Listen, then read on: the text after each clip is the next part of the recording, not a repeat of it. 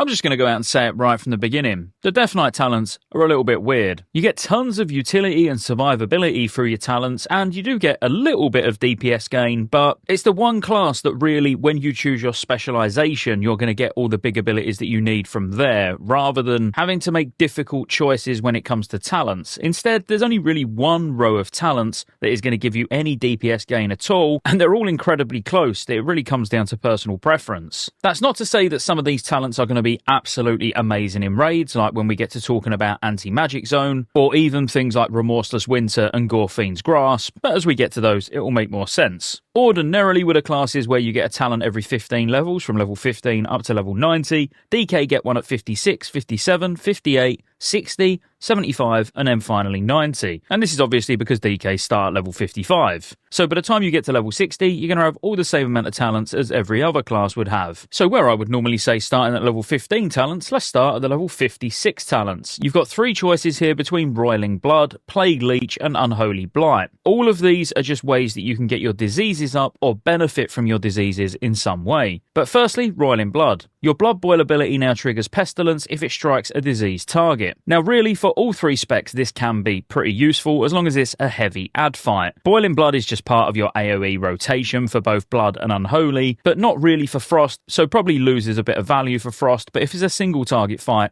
you're not going to use this as any of the specs anyway. And that'll be because Plague Leech is a really good way of getting runes back. So on a 25-second cooldown, you're basically going to consume the dots that you've got on the target, so that's both Frost Fever and Blood Plague, and then this will activate 2 random fully depleted runes as death runes. And you might think that sounds rubbish because you want to keep your diseases up all the time, you don't want to take them down just to get runes, but think about it. If you're using Outbreak every minute, it's completely free to apply your diseases anyway, so just before they're running out, being able to use Plague Leech to get an extra couple of abilities out, or more importantly, as a Blood DK, being able to do more death strikes for big shields, there's no loss there, because then you're just going to Outbreak to put them back on. So in all single target situations, as all three specs, you're probably going to find yourself using Plague Leech, and then really it comes down to Roiling Blood or finally Unholy Blight on AoE. Now, Unholy Blight is on quite a long cooldown, being 1.5 minutes, but it surrounds the Death Knight with a vile swarm of unholy insects for 10 seconds. Now, this just applies both your diseases to anyone that comes within 10 yards of you. So again, being completely free of cost, being able to just apply all of your diseases for free,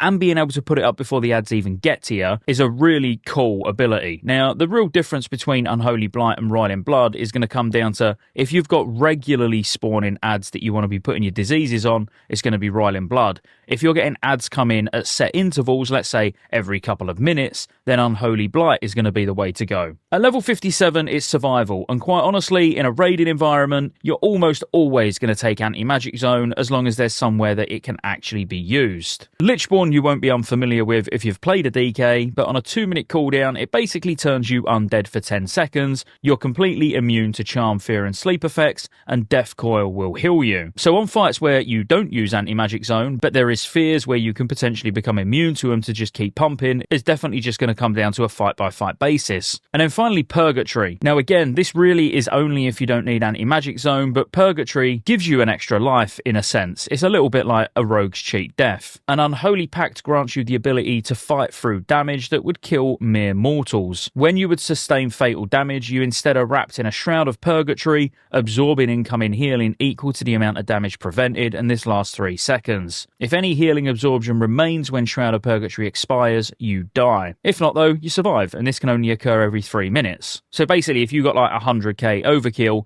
in that 3-second window, all your healers are going to have to focus on you to pump 100k healing into you so you don't die. All healers should be tracking Purgatory on their healing frames, and if they see it go off on a DK, they should instantly be pumping heals into them, just so they live. It's a pretty good talent, especially as a tank, to have that second life, but again, as long as you don't need Anti-Magic Zone. At level 58, you're going to get Death's Advance, Chillblains, and Asphyxiate. Now, pretty much the default choice here is going to be Death's Advance. The on-usability is a little bit lackluster because it only gives you a 30% movement speed. 30% movement speed don't really feel like you're getting anywhere very quick when you compare it to something like Sprint for a Rogue or Dash for a Druid. But still, 30% is 30%. If it's going to get you out of something quicker, then use it. Just by using this talent as well, you can't be slowed below 70% at your normal movement speed, and when you've actually got Death's Advance on, you can't be slowed below 100% of your normal movement speed. Chillblains just causes victims of your Frost Fever to be slowed by 50%, and your Chains of Ice immobilizes targets for 3 seconds. Could be useful on certain fights, but really, Death's Advance is the default choice here, because the last one's Asphyxiate, which you could potentially use in PvP. So this replaces your Strangulate, and on a 30-second cooldown, you lift an enemy target off the ground and crush their throat with Dark Energy. This stuns them for 5 seconds and functions as a silence if the target is immune to stuns. Now, if you've ever wanted Forced Choke like Darth Vader but in World of Warcraft, then there you go, you've got it now. This will be the talent that you always use. At level 60 is your survival talents. You've got Death Pact, Death Siphon, or Conversion. Now, in most situations, Death Pact is going to be the default choice here just because it comes at no resource cost, meaning no DPS loss. If you play a Death Knight already, you won't be unfamiliar with this either, but it is an absolutely huge heal because it heals you for 50% of your max health and causes your minion to suffer damage equal to 50% of its max health. Now, this is great because you're not sacrificing your pet, you still keep your pet. As long as it's over 50% health, it's not going to die,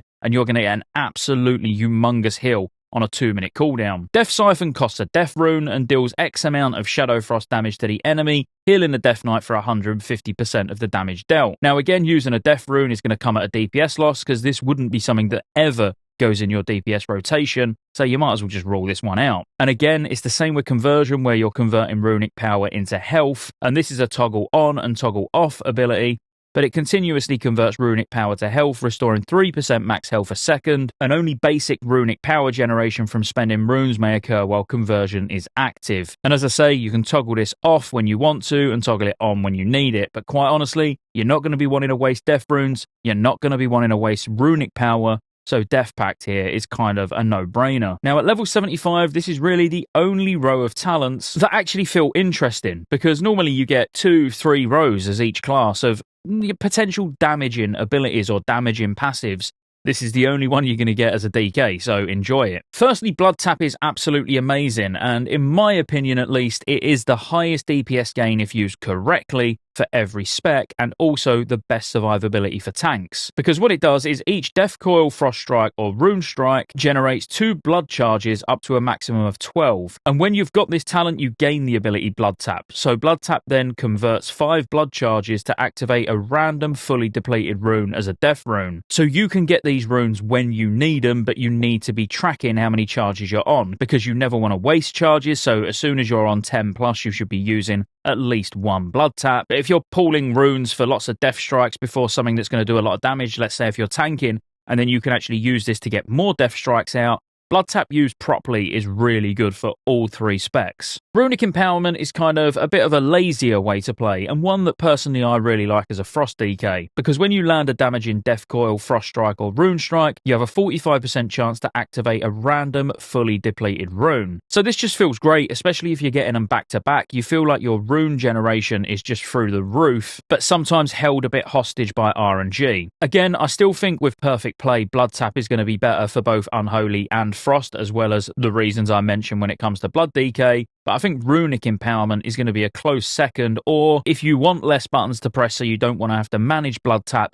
this can be useful for all 3 specs as well. And then finally, Runic Corruption. When you land a damaging Death Coil, Frost Strike, or Rune Strike, you have a 45% chance to activate Runic Corruption, increasing your rune regen rate by 100% for 3 seconds. Again, this is really good. I still, as a Blood DK, would prefer to use Blood Tap, but as a Blood DK, using this to get your runes back quicker to do more death strikes is obviously good, and it removes the RNG of Runic Empowerment, because you're using those finishers with your runic power, well, they're not really finishers, but you know what I mean, runic power spending abilities so frequently that you're going to have this up more often than not. But really, it comes down to your playstyle and what you want to use here. As we get really reliable sims, we'll know exactly which one is going to be best, but I honestly would be leaning towards Blood Tap with perfect play for all 3 specs. And then finally, your level 90 talents, where most classes get a really big powerful ability at level 90, you get Crowd Control. That's cool. Firstly, you've got Gorefiend's Grasp, which, don't get me wrong, is absolutely amazing. It's on a 1-minute cooldown, and shadowy tendrils coil around all enemies within 20 yards of the target. Now, you can do this on hostile or friendly targets, so you could pull everything to the tank, for example,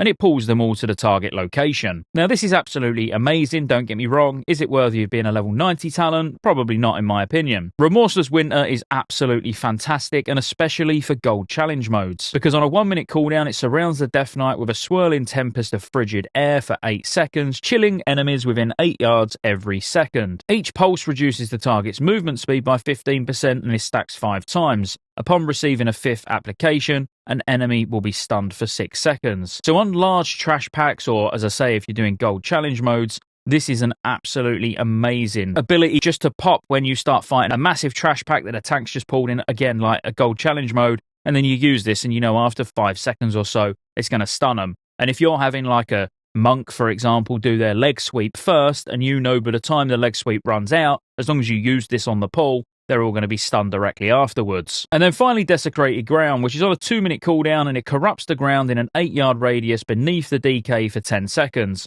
While standing in the corruption, the Death Knight is immune to effects that cause loss of control, and this ability instantly removes such effects when activated. Kinda lackluster in PvE for sure, but you might find your uses in PvP, but I'd still prefer to have Remorseless Winter even in PvP, to be fair. But ultimately, in most PvE circumstances, it's going to come between Gorefiend's Grasp if you need ad control, as in pulling everything into one place, or Remorseless Winter if you're going to be able to make use of the stun. And that's the Death Knight talents. I honestly think, and I don't mean to hate on DKs, I'm not the biggest fan of DKs anyway, but I do feel like the DKs got the short end of the stick when it came to the MoP rework for talents. There's just nothing big and exciting there that you're going to get in terms of damage, like Druids getting Dreamer Cenarius as Feral, or Monks getting Summon Zuen, and like every class seems to at level 90 get these really big abilities, and then you get a CC. It's just a little bit boring in my opinion. But still, if you're excited for DK for Mr. Pandaria, you should be, because they're absolutely amazing. And as I say, the positive thing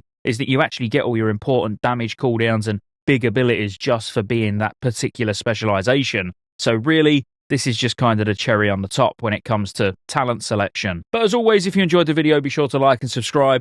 Leave me a comment, consider joining the channel as a member, consider buying a Rested XP guide, it's an affiliate link, all that good stuff, and I'll see you on the next one.